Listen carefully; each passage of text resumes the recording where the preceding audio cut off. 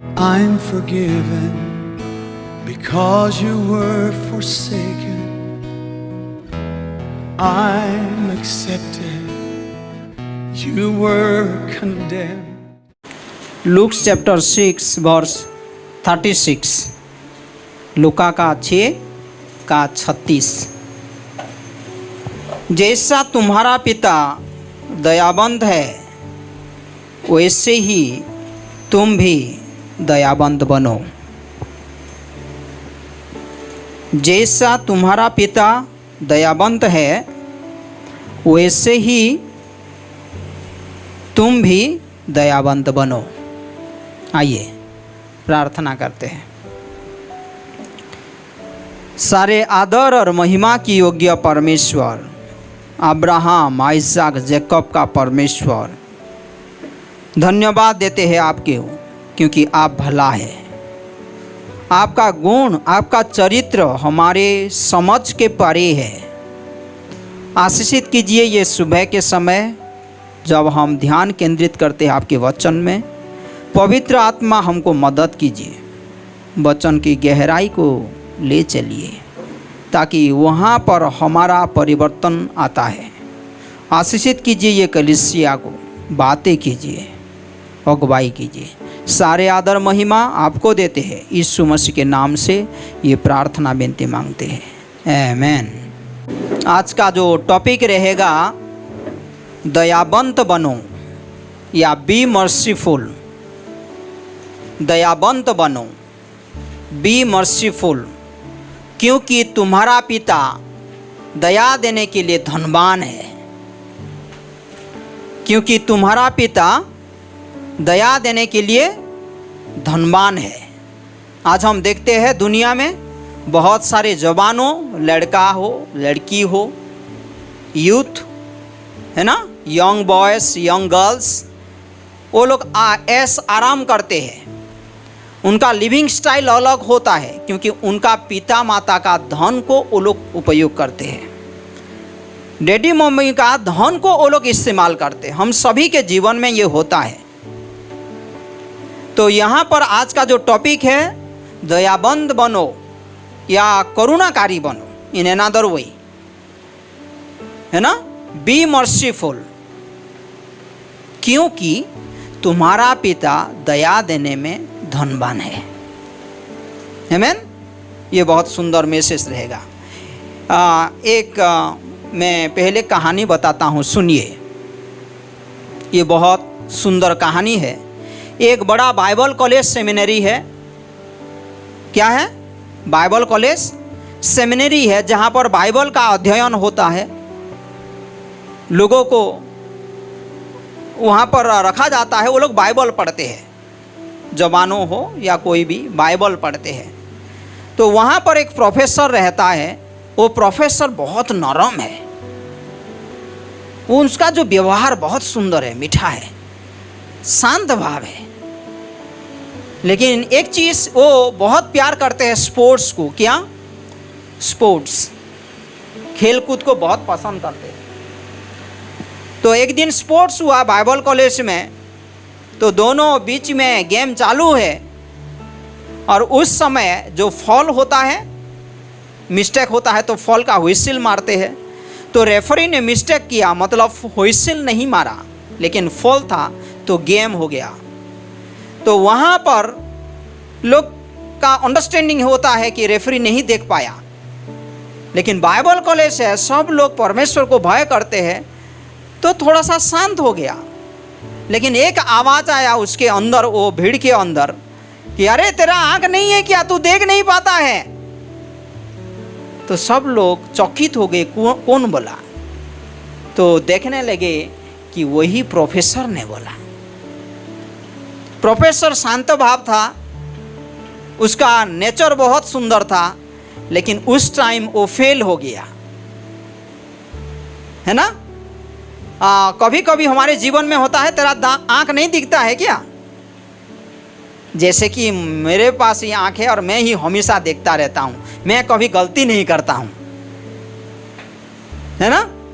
तुझे दिखाई नहीं देता है? हम बोल देते हैं। यहाँ पर क्या है?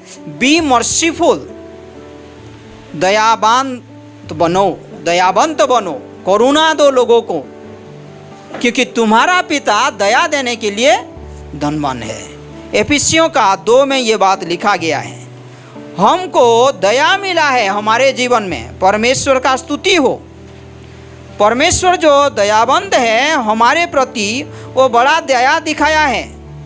देखिए एफिसियों का 2 में लिखा गया है ये वचन कि हमको दया प्राप्त हुआ है।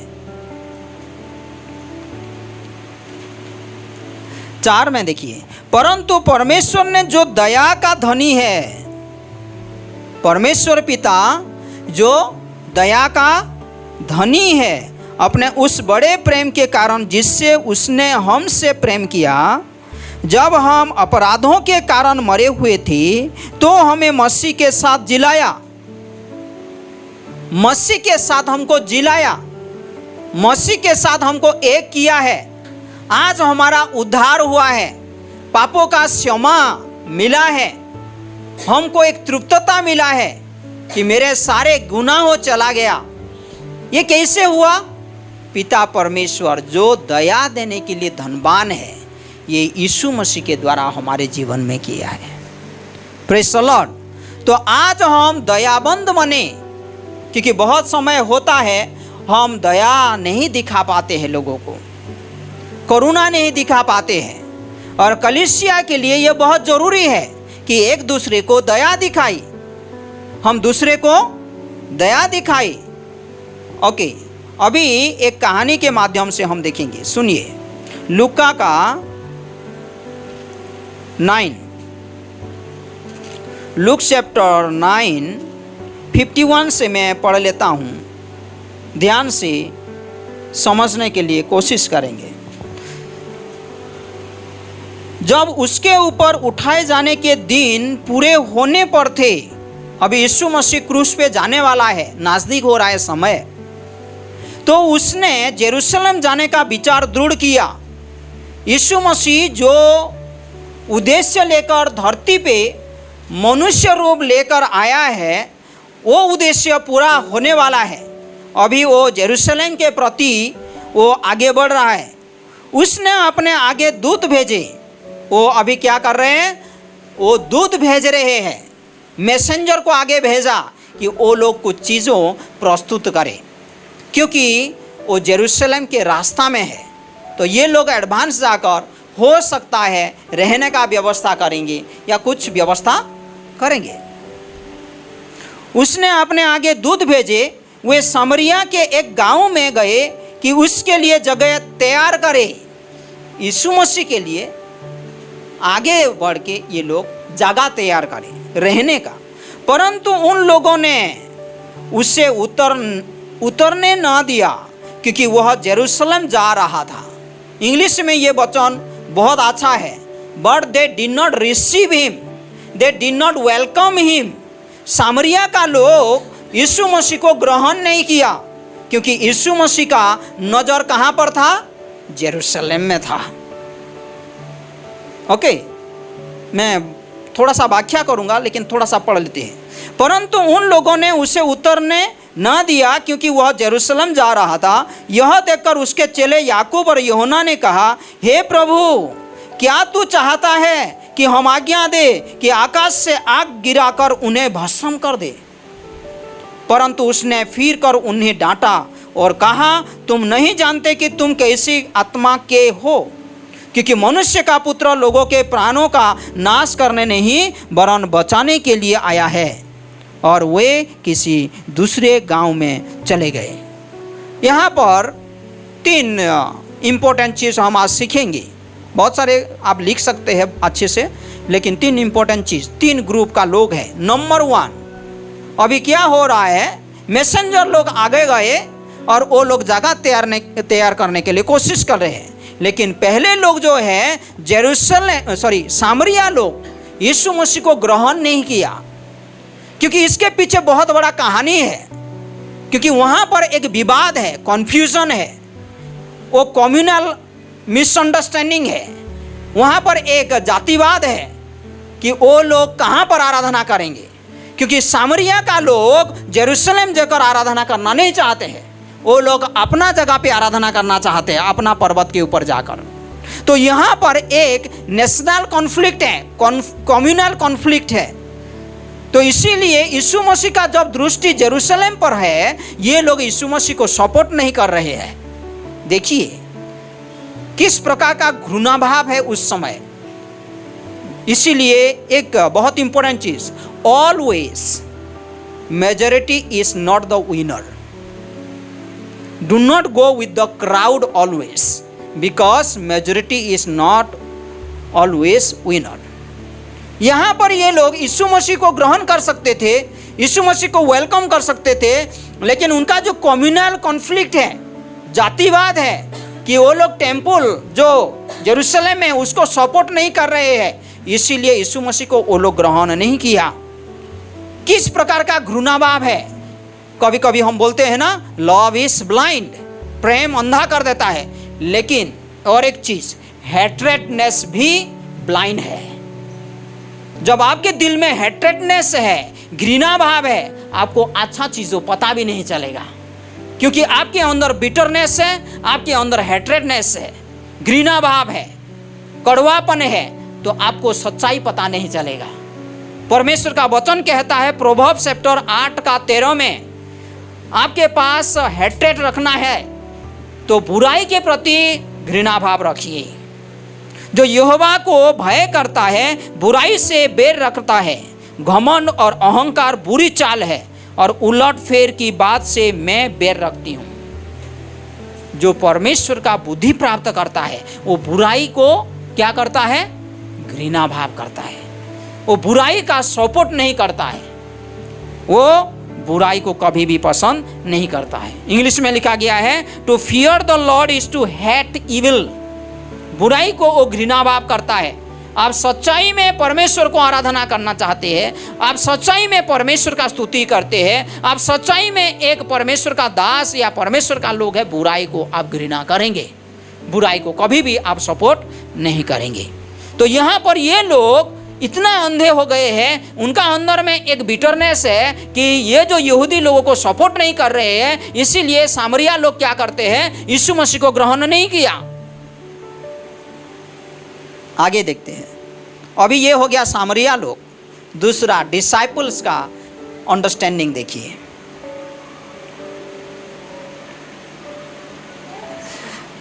फिफ्टी 54 में, यह देखकर उसके चेले याकूब और यूहन्ना ने कहा। याकूब और कौन, यूहन्ना, यीशु मसीह का दो सुंदर भक्त है जो यीशु मसीह के साथ चलते थे।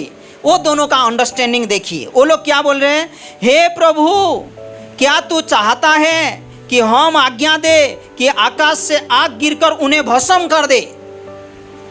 ये दोनों क्या बोल रहे हैं, प्रभु ये लोग आपको नहीं अपना रहे हैं, ये शहर आपको नहीं ग्रहण कर रहे हैं, क्या तू हमको आज्ञा देगा कि हम आज्ञा दे स्वर्ग से आग निकल आए और ये शहर को ध्वंस कर दे। किस प्रकार का अंडरस्टैंडिंग है आप सोचिए। डिसाइपल यही बोल रहे हैं कि हम क्या यहां पर आग डाल के खत्म कर दे। और ये लोग एलिजा, देखिए इधर जो घटना है, हे प्रभु क्या तू चाहता है कि हम आज्ञा दे कि आकाश से आग गिरकर उन्हें भस्म कर दे। लेकिन इंग्लिश में अच्छा है, थोड़ा सा देखिए तो इंग्लिश में, Lord do you want us to command fire to come down from heaven and consume them just as Elijah did. जैसे एलिजा आग बारिश किया था। किंग अहाज एक किंग था। ये कहां पर लिखा गया है, दूसरा राजा का पहला चैप्टर में। दूसरा राजा, थोड़ा सा देखिए, दूसरा राजा का पहला चैप्टर में एक इज़राइल का राजा था जो दुष्ट था, जो परमेश्वर को आदर नहीं करता था। इसीलिए क्या हुआ था, एक लंबा घटना है जो शॉर्ट में मैं बता रहा हूँ। तो एलिजा प्रार्थना किया था और ऊपर से स्वर्ग से आग आया और वो सारे लोगों को ख़त्म कर दिया था, उनका टीम को। एलिया राजा अहज्या, उसका न्याय हुआ था। तो कभी कभी क्या होता है, सुनिए ये बहुत इंपॉर्टेंट बात है, कभी कभी हमारा इंटेंशन को पूरा करने के लिए हम परमेश्वर का वचन को कोट कर लेते हैं। ये जो डिसाइपल लोग क्या कर रहे हैं, अपना इंटेंशन, अपना इच्छा को पूरा करने के लिए परमेश्वर का वचन को कोट कर लेते हैं।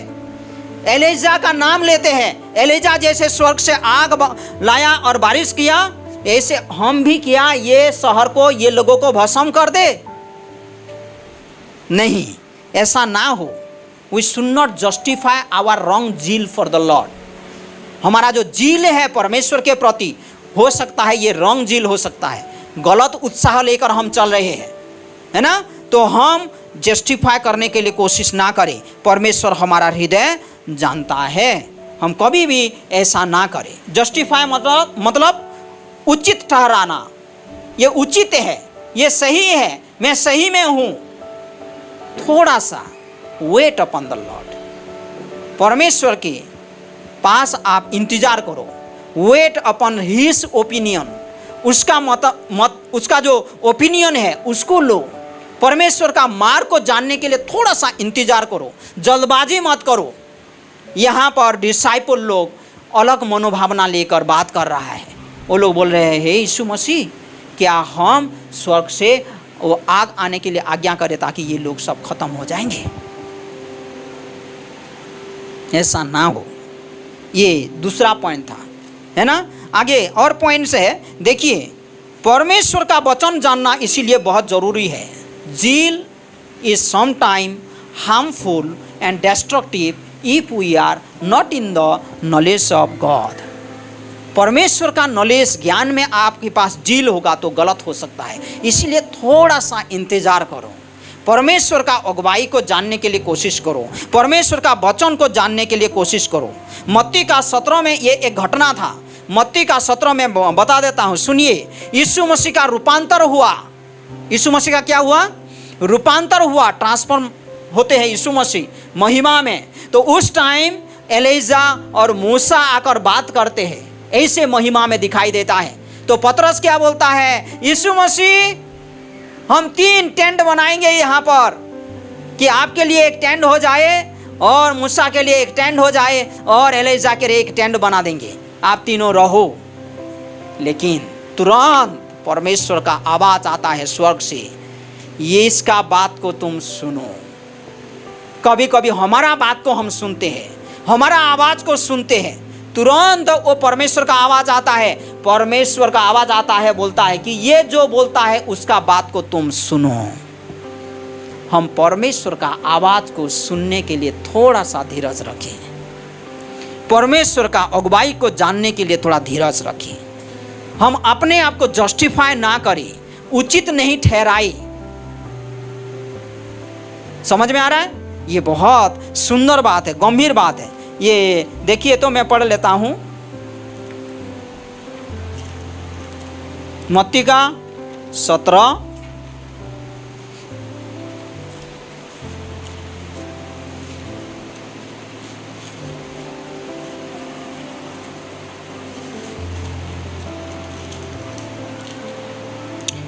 6 दिन के बाद यीशु ने पतरस और याकूब और उसके भाई यूहन्ना को साथ लिया और उन्हें एकांत में किसी ऊंचे पहाड़ पर ले गया। वहाँ उनके सामने उसका रूपांतर हुआ और उसका मुंह सूर्य के समान चमका और उसका वस्त्र ज्योति के समान उजला हो गया।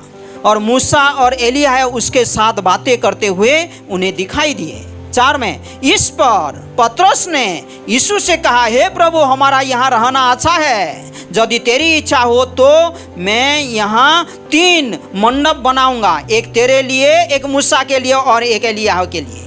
वह बोल ही रहा था कि एक उजले बादल ने उन्हें छा लिया और उस बादल में से यह शब्द निकला, यह मेरा प्रिय पुत्र है जिससे मैं प्रसन्न हूँ, इसकी सुन। कभी कभी हमारा दिल से बोल रहे हैं, हमारा मन कुछ बोल रहा है, उसके अनुसार चलने के लिए मैं कोशिश करता हूं, मैं अपने आप को कंट्रोल नहीं कर पाता हूं। थोड़ा सा हम इंतजार करें, थोड़ा सा हम इंतजार करें परमेश्वर क्या बोलना चाहता है, परमेश्वर का वचन क्या बोलना चाहता है। अभी हम वचन सुन रहे थे, मेरा कब जब भरता है तो मेरा अंडरस्टैंडिंग परिपक्वता होता है और वो निकलता है सही चीज। इमोशनल ना हो, ओवर एंग्शियस ना हो, ओवर एक्साइटमेंट ना हो, थोड़ा सा शांत रहे परमेश्वर का अगुवाई को जानने के लिए। Zeal without knowledge is sometime harmful and destructive. हमारे पास जील है तो परमेश्वर का वचन भी ले। परमेश्वर का जब वचन लेते हैं तो हमारा जील सही रीति से एग्जिबिट होता है, वो अच्छे से वो क्या होता है, मैनिफेस्ट होता है। कभी कभी हम बोलते हैं मेरे पास विश्वास है, मेरा विश्वास का मैनिफेस्टेशन, उसका जो प्रकटीकरण मेरे कर्मों में पता चलता है, मेरे बातों से पता चलता है, मेरा बिहेवियर से पता चलता है, मेरा बॉडी पोस्चर से पता चलता है। I have faith in my Jesus Christ. चलिए परमेश्वर का अगुवाई को हम जानेंगे। इसीलिए let us not be over excited with the external miracles. ये बहुत इंपॉर्टेंट है। यीशु मसीह ये लोगों को अथॉरिटी दिया था, किसको? ये जेम्स को, यूहन्ना को, सारे डिसाइपल को। वो लोग क्या बोला, यीशु मसीह की क्या तू चाहता है कि हम कमांड करें स्वर्ग से आग आए? एपोस्टल को परमेश्वर स्पेशल अथॉरिटी दिया था। Let us not miss use the authority given by God. Let us not miss use. I am in this position, I am here like this, let us not miss use. बहुत careful रहना है हमको, किस तरीक़ा से बातें करें, किस तरीक़ा से लोगों को हैंडल करें, किस तरीक़ा से हम एक्टिविटीज़ में लगे रहें, बहुत इम्पोर्टेंट है।